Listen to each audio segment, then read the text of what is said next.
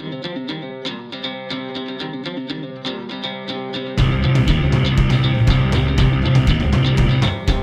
was really young when I took it, so I was, first through third grade taking Kung Fu, and grew up in Puerto Rico, so I was there for the first 10 years, and then that's when I moved back to the States, and just got into sports, got into Taekwondo and boxing, did some wrestling, some judo, and then I started getting into Brazilian Jiu-Jitsu and MMA. Aside from tough mans, no, I wasn't really competing, just training.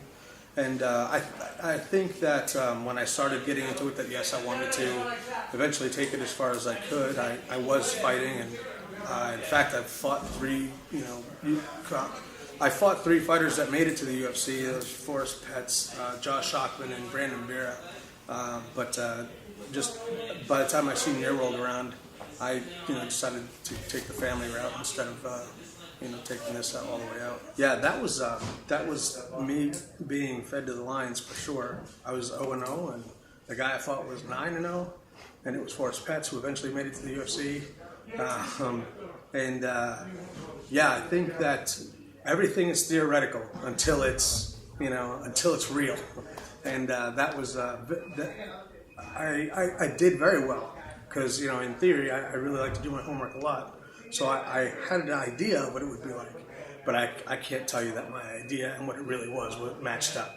But I did, I lost a split decision to him, and I knew then that I could be competitive at least, especially since he was that much better than I was. I still think that the education is not totally there, so I do think probably people think I'm a human cockfighter, but. I think with it getting on TV more, people will see me more as an athlete than anything else. Now, can you describe yourself just outside of the cage? Who are you as a person? What kind of person are you? I'm a father of 5, 2 daughters and 3 sons. I love my job. I love working at the jail, at corrections. I feel like I'm doing something for the community. That and fighting. That's my life.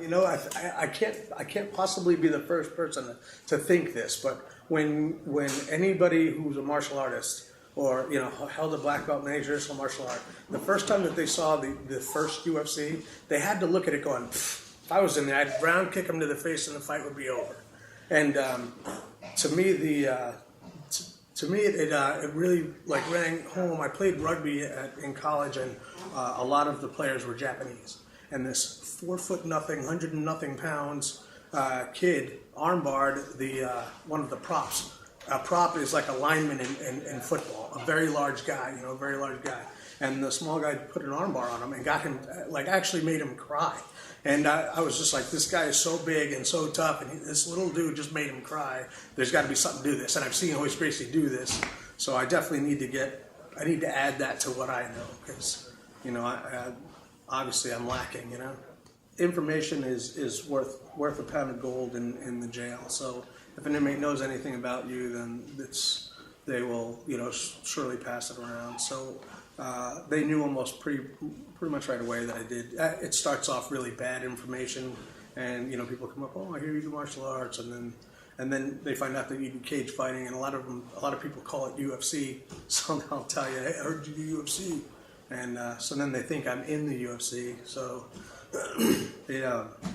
but I think I don't know. I don't think necessarily they're more afraid of me, but it definitely makes me a lot less afraid of them.